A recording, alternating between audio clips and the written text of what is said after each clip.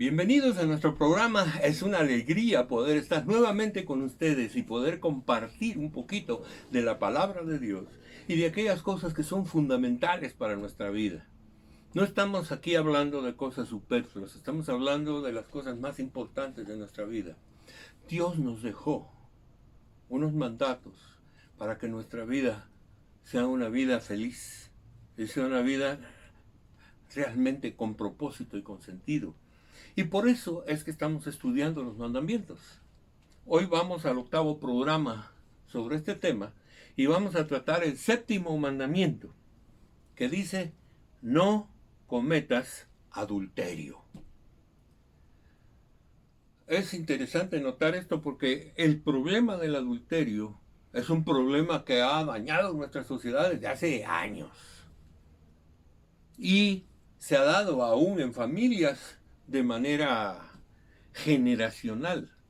Pero permítanme decir, para poder entender bien el sentido o la fuerza tremenda que tiene el adulterio, permítanme penetrar un poquito a algunos de los textos bíblicos. En Génesis 2:24,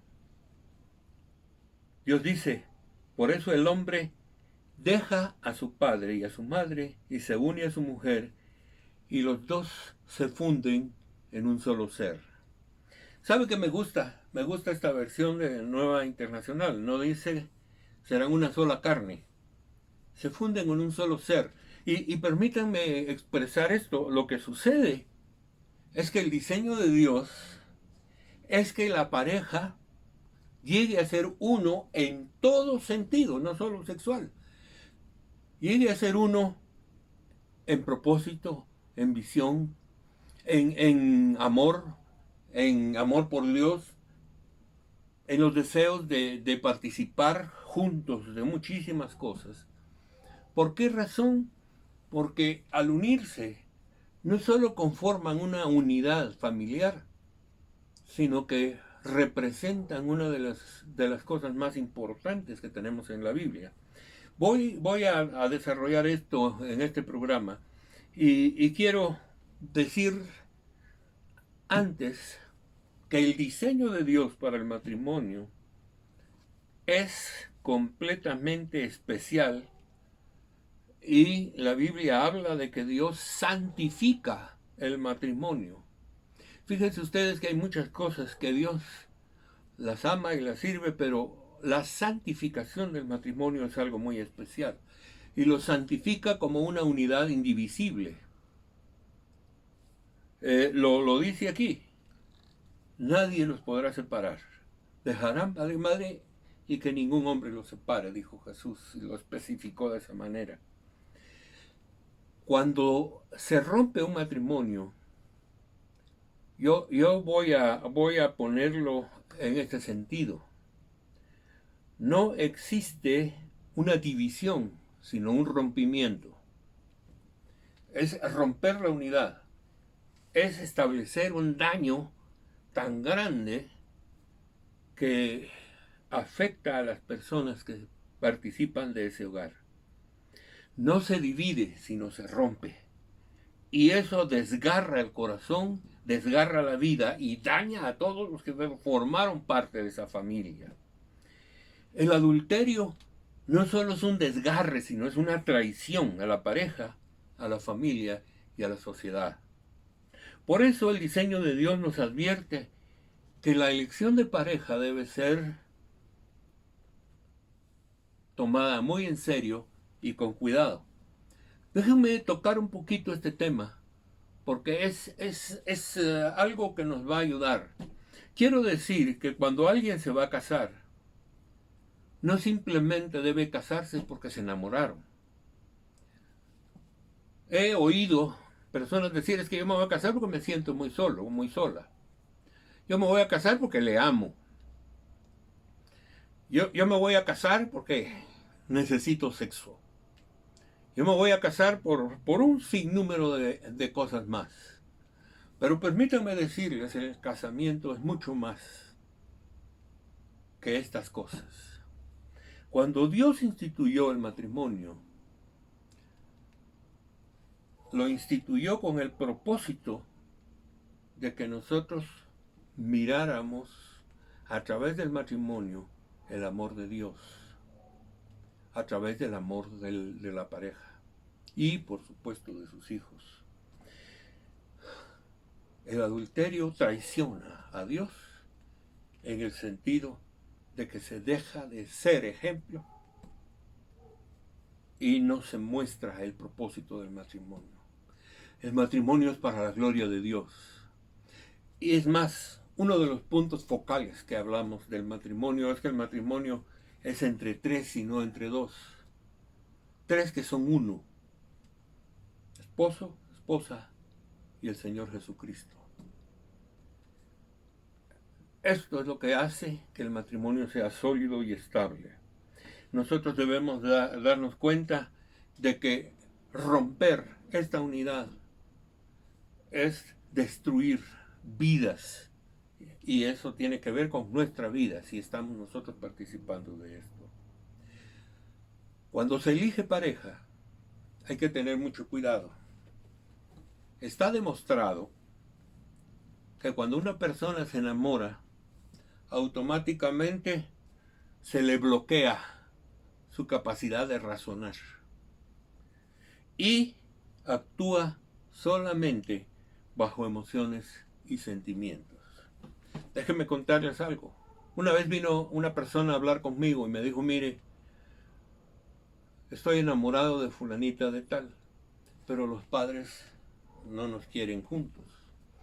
Entonces, mire, yo tomé una decisión y yo quiero decírsela a usted a ver qué me aconseja.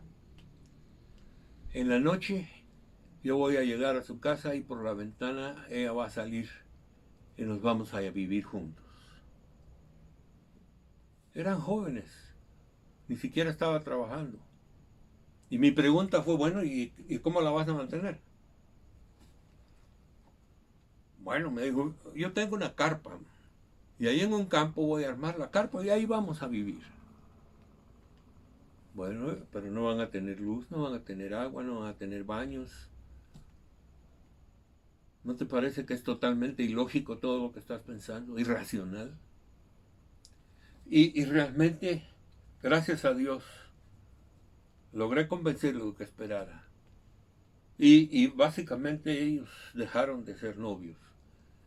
Había mucho problema. Y es que uno de los aspectos primarios cuando los jóvenes se enamoran,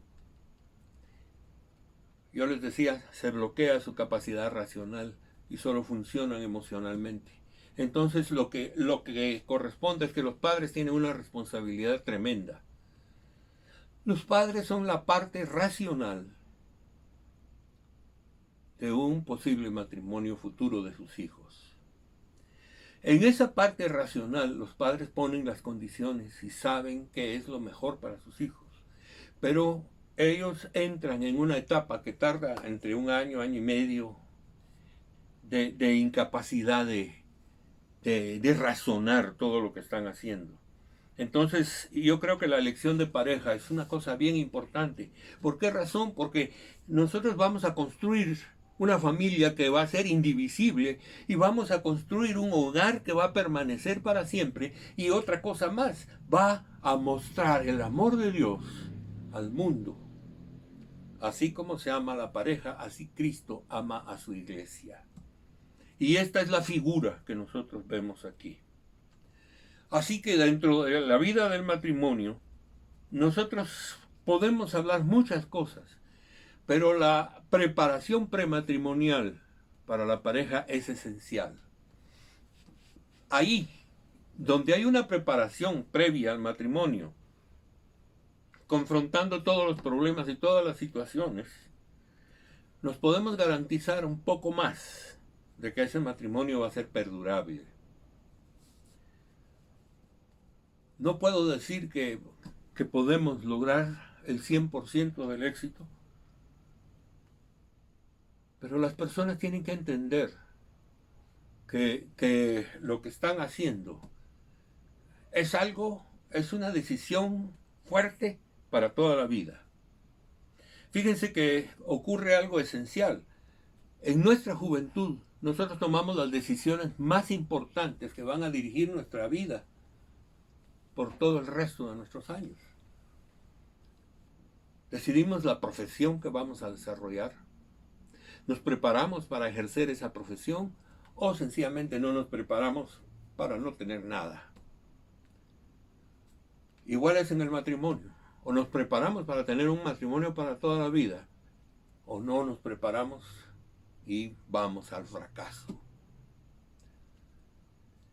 Uno de los más grandes problemas que ocurren el día de hoy es que luego se embarazan las muchachas. Voy a llamarle fornicación. No han aprendido a guardarse para el matrimonio. Y por supuesto el diablo está sacando nuevas teorías para que todo el mundo empiece a practicar el sexo desde pequeños. Hemos llegado al extremo que gobiernos le regalan a las escuelas para que le den a los alumnos condones, para que tengan relaciones sexuales pero no se embaracen. Eso es un irrespeto al cuerpo y a la naturaleza misma del ser humano. Es una falta de responsabilidad. Y, por supuesto, a la hora que nos toque casarnos, no le vamos a ofrecer nada bueno a la pareja que se una con nosotros. Es importante entonces que nosotros nos demos cuenta de que todo el proceso primario hay que trabajarlo desde un principio para que estas cosas no lleguen al fracaso. Es muy importante que nosotros miremos que hay que invertir tiempo en una pareja para que sepan a dónde van a ir. Quiero compartirles algo de mi propia experiencia. Yo he sido consejero matrimonial por muchos años y tal vez un 20% de las personas que reciben consejería matrimonial ya no se casan. Porque llegan a la consideración clara de que no están caminando en la misma visión, con los mismos propósitos, ni de la misma manera. Entonces es importante que nosotros miremos eso, porque lo más probable es que el fracaso viene y la manifestación del fracaso de un matrimonio regularmente se manifiesta a través de adulterio. No cometerás adulterio. El adulterio es una manera de traición. Básicamente es traicionar a la pareja. Y nosotros debemos ver que el matrimonio no fue establecido para eso. Claro que el matrimonio tiene muchas responsabilidades, pero también tiene muchos gozos. Y no solo gozos sexuales, sino placeres enormes de compartir, de amarse y de vivir juntos. La enseñanza bíblica nos habla a nosotros de la importancia de estar juntos y de estar unidos. Pero ante esta situación, ¿qué podemos hablar nosotros sobre el divorcio? ¿Por qué se rompe un matrimonio? ¿Por qué se dejan de amar? ¿Por qué permiten que muchas cosas sucedan? Y no voy a tratar de hablarles de lo que yo pueda pensar, sino voy a ir directamente a Jesús. Resulta que los fariseos un día se acercaron a Jesús y le dijeron estas palabras: Señor, ¿está permitido que un hombre se divorcie de su esposa por cualquier motivo? Fíjense ustedes la pregunta: ¿está permitido el divorcio?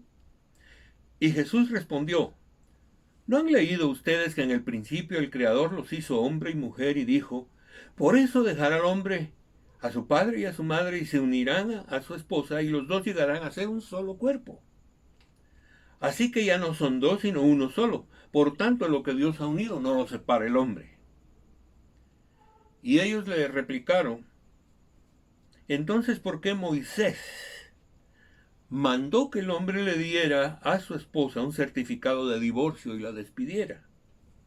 Y oiga la respuesta de Jesús: Moisés les permitió a ustedes el divorcio de sus esposas por lo obstinado que son. Pero no fue así desde el principio. Déjenme decir, esa palabra, lo obstinado, los pecadores, los malvados, los llenos de lujuria en su corazón. El divorcio viene porque hay maldad. El divorcio es el resultado de la maldad del corazón del hombre. Y nosotros vemos que la enseñanza de Jesús nos habla de que la unidad no debiera romperse nunca. Pero si se rompe es por la maldad, por el pecado. Así que todo divorcio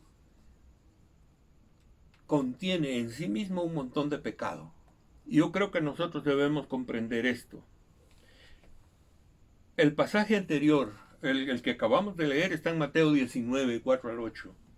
Pero el verso 9, Jesús termina diciendo: yo les digo que, con excepto en casos de inmoralidad sexual, el divorcio de sus esposas, se divorcia de su esposa y se casa con otra, comete adulterio. La única excepción que Jesús menciona aquí, por la cual el divorcio es aceptable, de todos modos, con perdón y pecado, el divorcio es aceptable cuando hay adulterio o cuando hay inmoralidad sexual. Eso es más que adulterio. Entonces, nosotros miramos aquí que entramos a un campo complicado, porque Jesús establece un plan. Número uno, él dice, el diseño de Dios es que nunca se separen, que nunca se falten, que nunca se ofendan. Pero no es verdad. En realidad, la realidad nos habla de muchas otras cosas. El adulterio en el mundo actual es una de las peores pestes que azota a las familias. También entendemos que, por las palabras de Jesús, ese montón de adulterios y pecados sexuales son por causa de la maldad del corazón humano. Siempre hay justificaciones, por supuesto, es que no me comprende, que no me satisface, que hay un montón de situaciones por el estilo. Yo solo puedo decir algo: lo que Dios dice, Dios no solo lo pide a nosotros, sino que nos da la capacidad para lograrlo. Eso es sumamente importante. El matrimonio no se puede tomar a la ligera. Cuando uno llega al matrimonio, sabe que tiene una responsabilidad tremenda, no solo en términos de unirse y de tener hijos y de conformar una familia que sea de bendición para la sociedad, sino que nosotros debemos estar claros de que el adulterio es el reflejo de corazones pecaminosos.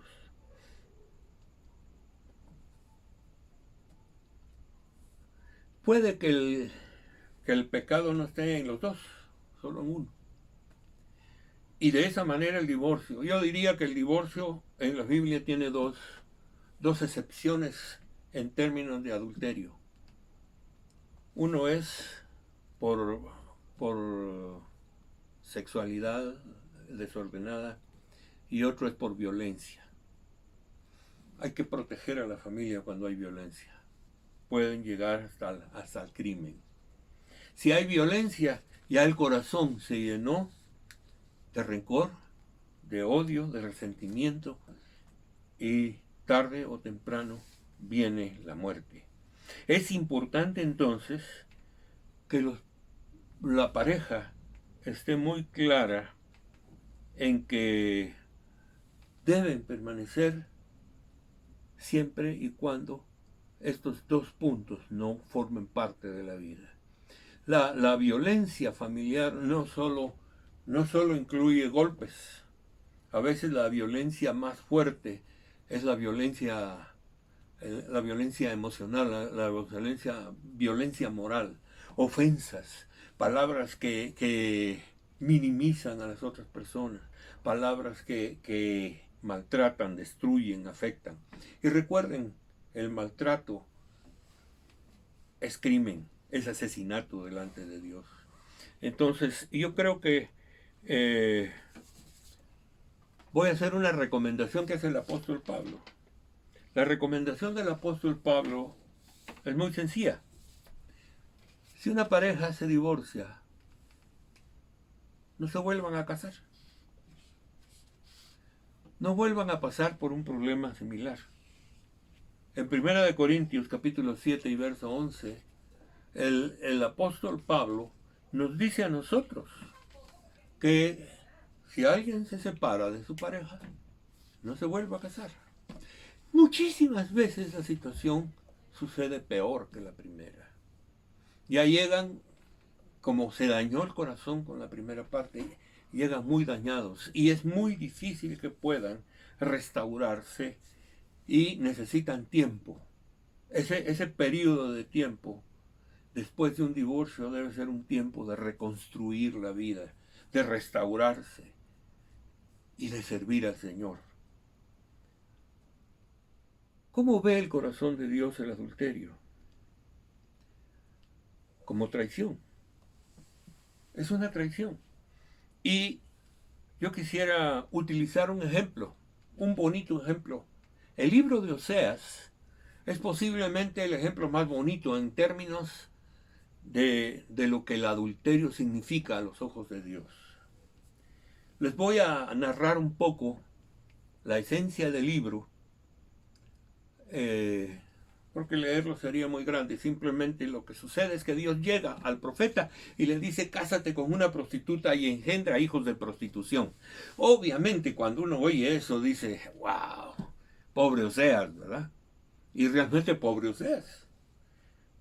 Y escogió a una mujer que se llamaba Gomer y se casó con ella y tuvo 3 hijos, cuyos nombres fueron nombres de maldición.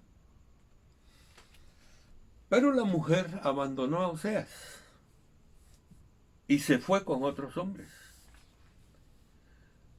La Biblia describe un poquito la situación del corazón de Gomer. Dice: con ardor perseguía a sus amantes. ¿Se dan cuenta ustedes de esa situación?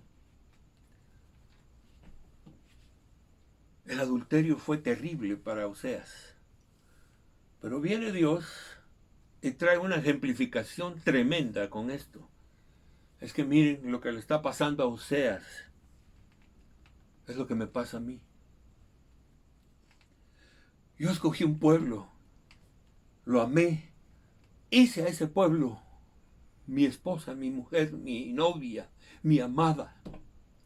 Y este pueblo anda en pos de otros dioses, anda en pos del pecado, anda en pos de ídolos, de imágenes, anda en pos de un montón de cosas y me han abandonado igual. Si nosotros miramos, aquí de una manera más concreta podemos ver que el matrimonio Dios lo diseñó para mostrar la gloria de su nombre. Si el matrimonio se mantuviera así, el mundo pudiera ver claramente que Dios nos ama tan profundamente que nunca dejará de amarnos. Yo creo que el problema de la sexualidad humana ha sido tan dañado y no ayuda a la filosofía de un mundo pecador para cambiar. Más bien está tratando de involucrar a todo el mundo en orgías y en cosas sexuales incorrectas. Pero el matrimonio es indisoluble, así como el amor de Dios por nosotros nunca dejará de ser.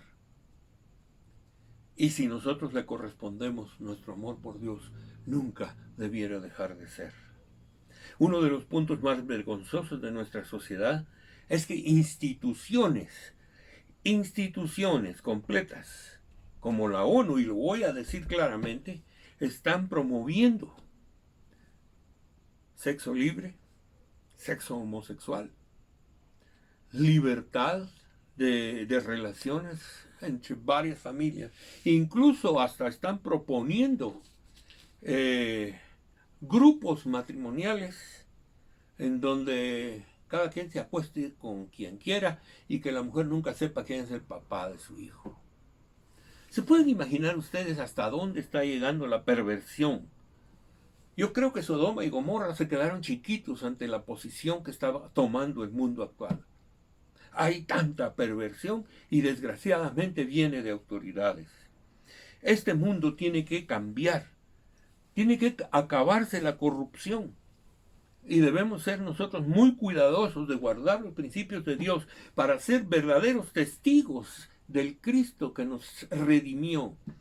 Es importante que nosotros llevemos una vida llena de amor para que todo el mundo mire en nosotros la gloria de Dios. Es importante que nosotros hagamos de nuestro matrimonio un puerto de amor, un puerto de reposo y un puerto de descanso, en donde nosotros encontremos la paz que Dios nos da.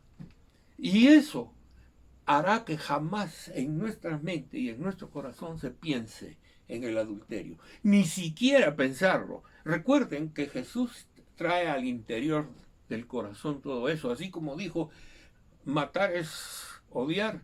También dijo, el que mira a una mujer para desearla en su corazón ya cometió adulterio.